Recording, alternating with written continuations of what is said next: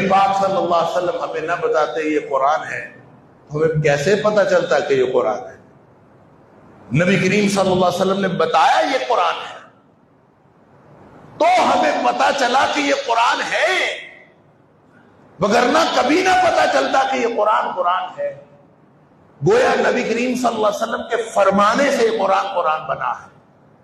پتہ نہیں ان لوگوں کو کیا مسئلہ ہوتا ہے جن لوگوں نے آج تک دنیا میں یہ شور مچایا ہوا ہے کہ قرآن تو ٹھیک ہے، حدیث کو ہم نہیں مانتے، قرآن کو مانتے ہیں، حدیث کو نہیں مانتے۔ پتہ نہیں انہوں نے کیا سمجھا ہے کہ قرآن کہاں سے آیا اور حدیث کہاں سے آئی، انہوں نے یہ سمجھا کہاں سے؟ نبی اکرم صلی اللہ علیہ وسلم کی سیرت کو الگ کر کے، آپ صلی اللہ علیہ وسلم کی ذات اقدس کو الگ کر کے، آپ کی حدیث اور آپ کی سنت کو الگ کر کے انہوں نے قرآن کو سمجھ کیسے لیا؟ یہ تو سمجھ نہیں آتی انہوں نے کیسے کہہ لیا۔ حالانکہ قرآن یہ مدینے میں نہیں اترا، نہ قرآن مکے میں اترا ہے۔ صورت مکی اور مدنی ہے نا، ہم کہتے ہیں یہ جو ہجرت سے پہلے اتری وہ ساری مکی ہے، اور جو ہجرت کے بعد اتری وہ ساری مدنی۔ اس سے خیال پیدا ہوتا ہے کہ شاید مکے میں اتری ہوں گی، کعبۃ اللہ میں نازل ہوئی ہوں گی، مدینہ منورہ میں نازل ہوئی ہوں گی، مسجد نبوی میں نازل ہوئی ہوں گی۔ ہمیں یہ بات کبھی بھولنی نہیں چاہیے کہ قرآن کی آیات نہ مکے میں نازل ہوئی ہیں، نہ مدینے میں نازل ہوئی ہیں، نہ مسجد نبوی، نہ مسجد حرام۔ قرآن کی آیات نازل ہوئی ہیں نبی پاک صلی اللہ علیہ وسلم کے قلب اطہر پر، آپ کے دل پر، کہیں اور نہیں نازل۔ قرآن کا محل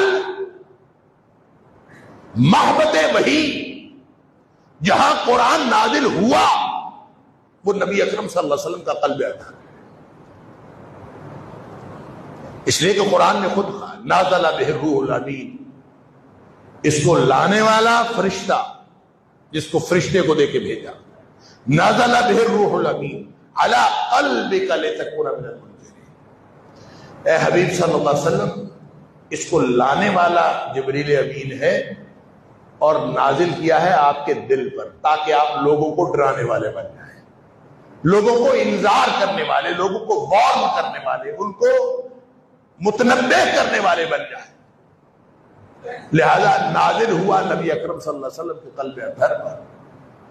تو پھر ہمیں پتہ کیسے چلا؟ لوگوں کو کیسے پتہ چلا کہ یہ قرآن ہے؟ تو جب آپ بولتے ہیں تو وہ قرآن ہوتا ہے کہ حدیث ہوتی ہے؟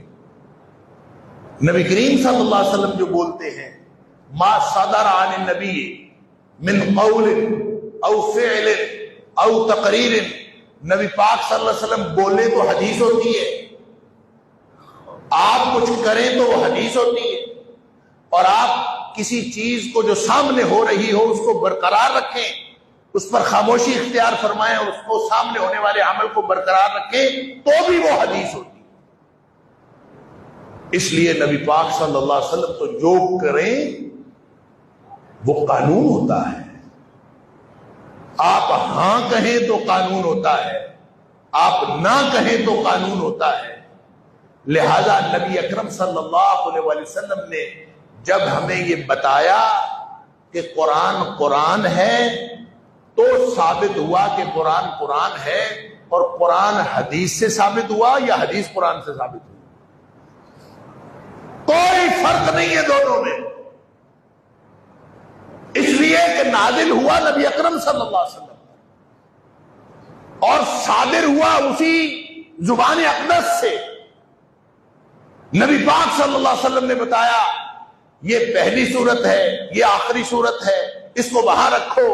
پہلی وحی تو چلی گئی 30ویں پارے میں، اور سارا جو ترتیب لگوائی تو نبی کریم صلی اللہ علیہ وسلم نے خود لگوائی، اور یوں قرآن ہمارے پاس آ گیا نبی کریم صلی اللہ علیہ وسلم کے توسط سے۔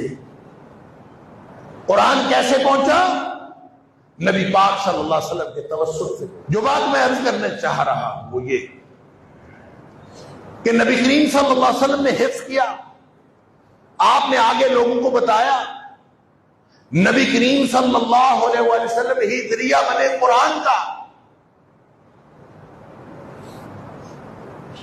اگر نبی پاک صلی اللہ علیہ وسلم ہمیں نہ بتاتے کہ قرآن ہے تو ہمیں کیسے پتہ چلتا؟ نہیں پتہ چلا۔ قرآن کا پتہ چلا، نبی کریم صلی اللہ علیہ وسلم نے بتایا تو قرآن کا پتہ چلا۔ نبی کریم صلی اللہ علیہ وسلم جس چیز کو بتا دے وہ قرآن ہے، جس کو آپ نہ بتائیں وہ قرآن نہیں ہے۔ اسی طرح پورا اسلام جس کو نبی کریم صلی اللہ علیہ وسلم فرما دیں گے اسلام ہے، وہ اسلام ہے، جس کو آپ نہ فرمائیں وہ اسلام نہیں۔ اس کا مطلب ہے کہ دین اسلام کی پوری اتھارٹی اللہ نے نبی کریم صلی اللہ علیہ وسلم